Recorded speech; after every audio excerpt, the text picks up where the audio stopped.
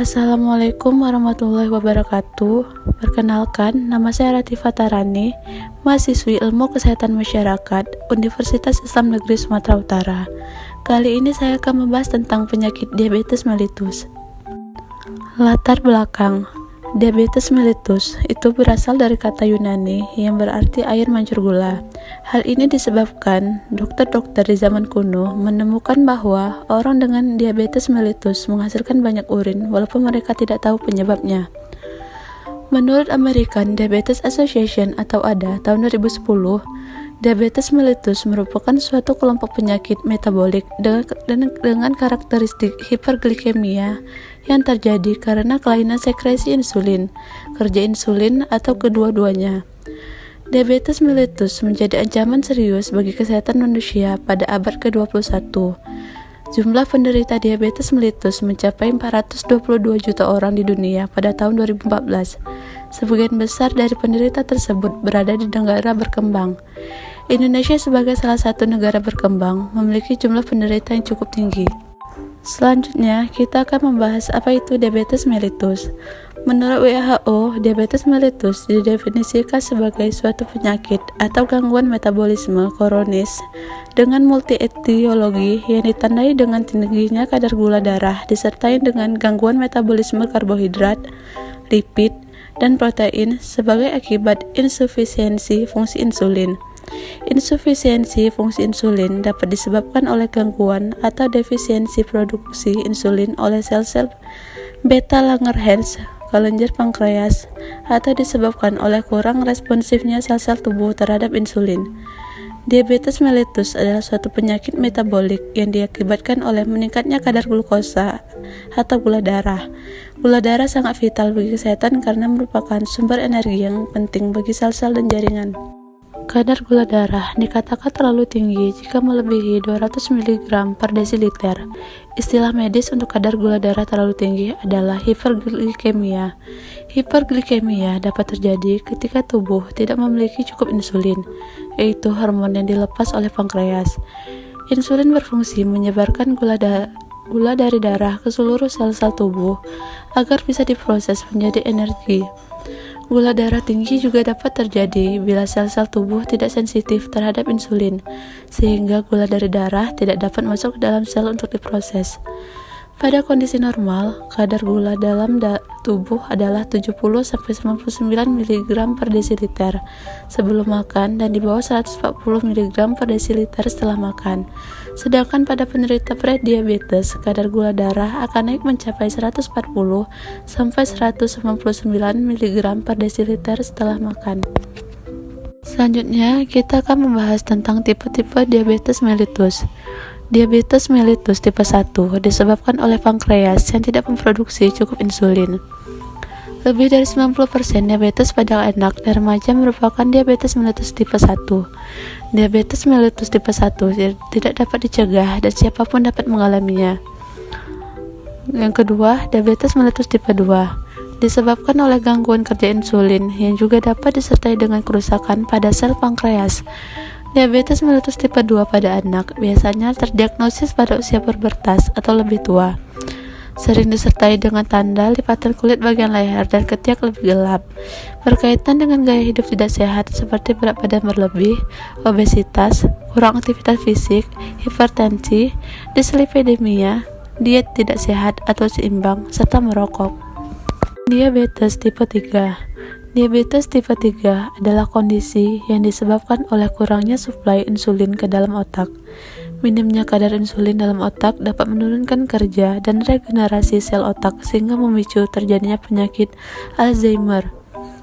Selanjutnya, diabetes gestasional. Tipe diabetes ini terjadi selama kehamilan, bisa menyerang ibu hamil, walaupun tidak memiliki riwayat diabetes.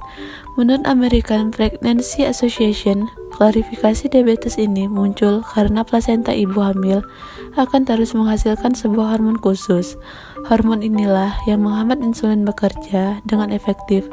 Akibat kadar gula darah pun menjadi tidak stabil selama kehamilan. Faktor-faktor risiko diabetes mellitus. Yang pertama, obesitas atau kegemukan. Yang kedua, hipertensi atau darah tinggi. Yang ketiga, riwayat keluarga diabetes mellitus. Yang keempat, dislipidemia. Yang kelima, faktor umur. Yang keenam, faktor genetik. Yang ketujuh adalah gaya hidup yang tidak sehat seperti mengonsumsi alkohol dan merokok. Nah, kita akan membahas bagaimana diabetes dapat terjadi. Diabetes disebabkan karena adanya gangguan dalam tubuh, sehingga tubuh tidak mampu menggunakan glukosa darah ke dalam sel, sehingga glukosa menumpuk dalam darah. Pada diabetes tipe 1, gangguan ini disebabkan karena pankreas tidak dapat memproduksi hormon tertentu atau kekurangan hormon tertentu. Sedangkan pada tipe 2, gangguan ini terjadi akibat tubuh tidak efektif menggunakan hormon tertentu atau kekurangan hormon tertentu yang relatif dibandingkan kadar glukosa darah. Kadar glukosa yang tinggi ini dapat merusak pembuluh darah kecil di ginjal, jantung, mata, dan sistem saraf sehingga mengakibatkan berbagai macam komplikasi. Komplikasi diabetes mellitus. Yang pertama, hipoglikemia. Hipoglikemia atau kadar gula darah rendah terjadi apabila kadar glukosa darah turun di bawah 50 mg per desiliter. Kedua, diabetes ketoasidosis. KAD ini timbul sebagai akibat insufisiensi insulin yang berat karena adanya kelebihan hormon yang pengaruhnya berlawanan dengan insulin. Yang ketiga, nefropati diabetik. Terjadi bila kadar glukosa darah meninggi, maka mekanisme filtrasi ginjal akan mengalami stres yang mengakibatkan kebocoran protein darah ke dalam urin. Yang keempat, retinopati diabetik disebabkan oleh perubahan dalam pembuluh-pembuluh darah kecil pada retina mata. Bagian ini banyak sekali pembuluh darahnya. Nah, kemudian kita akan membahas tentang siapa yang beresiko menderita diabetik. Yang pertama, prediabetes. Orang-orang dengan kadar glukosa darah di antara normal dan diabetes sangat berisiko tinggi terkena diabetes. Diperkirakan 1 dari 10 orang dengan prediabetes akan beranjak menjadi penderita diabetes pada tahun berikutnya. 2. Riwayat keluarga diabetes. Resiko diabetes dapat diturunkan dalam keluarga, terutama keluarga inti yang mencakup ayah, ibu, dan saudara kandung.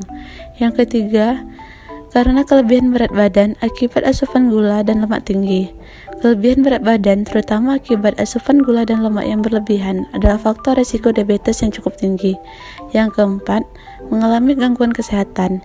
Diabetes ditandai dengan gangguan kesehatan seperti hipertensi, kadar lemak darah tinggi, kadar HDL rendah, atau adanya riwayat penyakit jantung.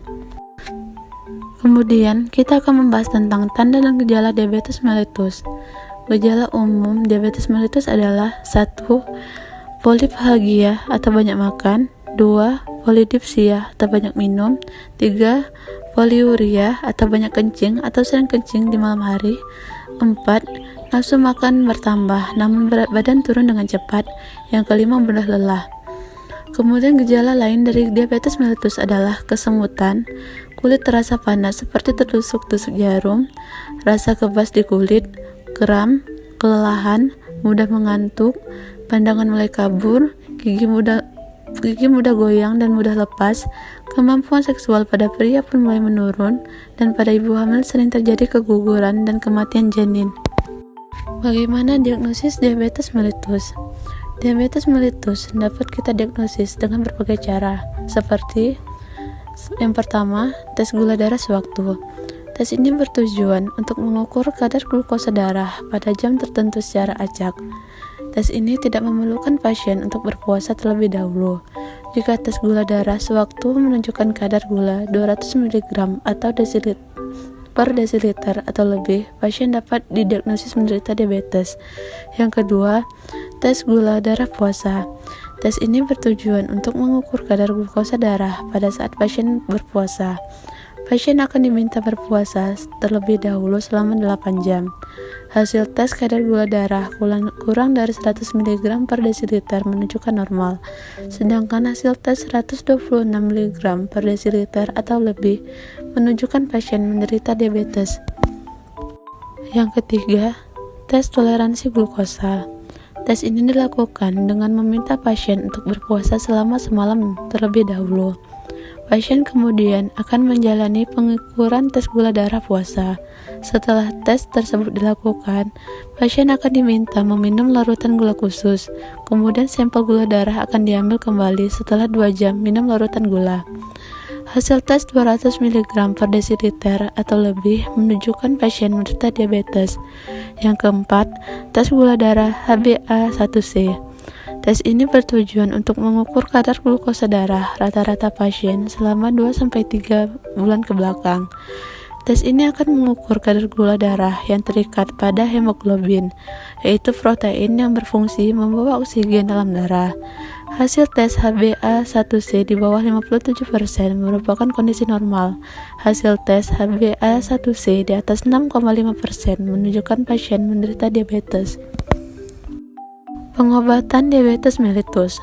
Pasien diabetes diharuskan untuk mengatur pola makan dengan memperbanyak konsumsi buah, sayur, protein dari biji-bijian, serta makanan rendah kalori dan lemak. Bila perlu, pasien diabetes juga dapat mengganti asupan gula dengan pemanis yang lebih aman untuk penderita diabetes, misalnya sorbitol, untuk membantu mengubah gula darah menjadi energi dan meningkatkan sensitivitas sel terhadap insulin. Pasien diabetes dianjurkan untuk berolahraga secara rutin, setidaknya 10-30 menit tiap hari. Pasien diabetes harus mengontrol gula darahnya secara disiplin melalui pola makan sehat, agar gula darah tidak mengalami kenaikan hingga di atas normal.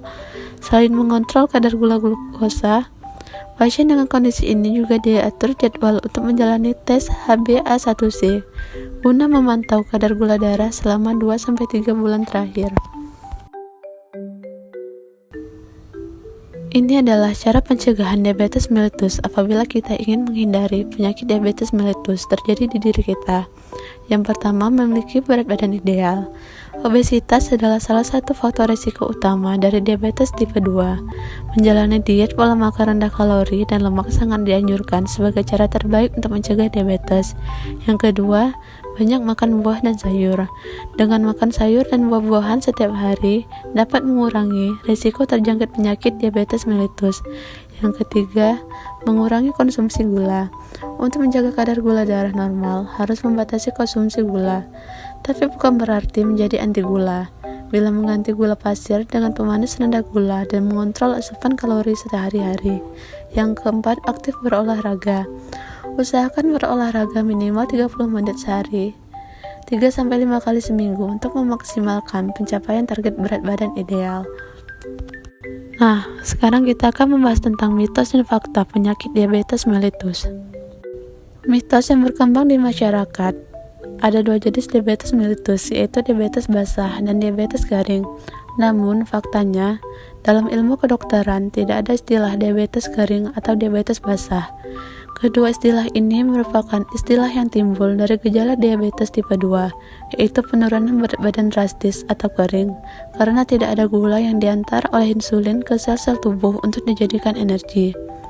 Diabetes basah atau luka yang tidak kunjung sembuh dan tak jarang bahkan bernanah sehingga basah, sebenarnya adalah komplikasi dari diabetes itu sendiri.